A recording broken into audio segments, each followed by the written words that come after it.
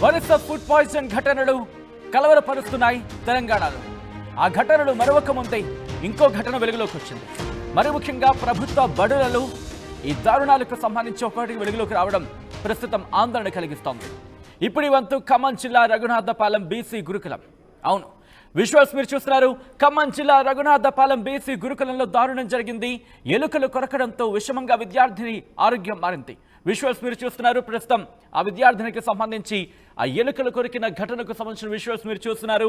అయితే ఎలుకలు కొరకడంతో విషమంగా ఆ విద్యార్థిని ఆరోగ్యం ఉంది. 10వ తరగతి విద్యార్థిని భవానీ కీర్తిని ఎలుకలు కొరికిన విజువల్స్ మీరు చూస్తున్నారు. ఈ నేపథ్యంలో నరాలు చచ్చుబడి విద్యార్థిని స్పర్శ కోల్పోయిందంటున్నారు ఆ సదరు బాలిక తల్లి. ఆసుపత్రిలో చేర్పించి చికిత్స అందిస్తోంది కుటుంబం. విజువల్స్ మీరు చూస్తున్నారు. న్యాయం చేయాలంటూ విద్యార్థిని తల్లి ఆవేదన వ్యక్తం చేస్తోంది.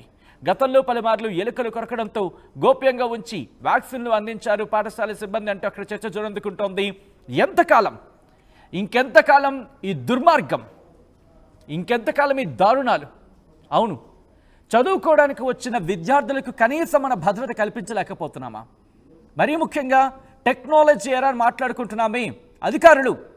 అధికారులు ఎవరైనా నిద్రలో ఉండిపోయిన అధికారులు ఎవరైనా ఉంటే బహుశా ఈ మాట అంటే కొంతమంది కోపం రావచ్చు.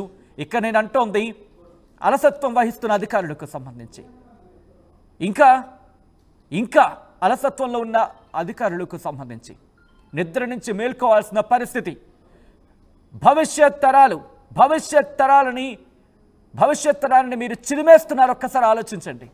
నేను ఎందుకు ఈ మాట అంటున్నానంటే కనుక ఒకసారి చూడండి, ఎవరొస్తారు బీసీ గురుకులాలకి?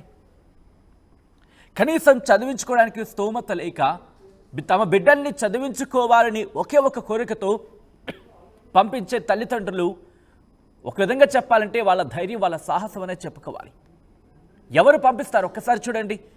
హాస్పిటల్ బెడ్ మీద కూర్చొని చదువుకొని 2 చేతులతో పుస్తకాన్ని పట్టుకొని భవిష్యత్తును ఎక్కడికో ఊహించుకోవాల్సిన సదరు బాలిక హాస్పిటల్ బెడ్ మీద ఎలుకలు కొరకడమా?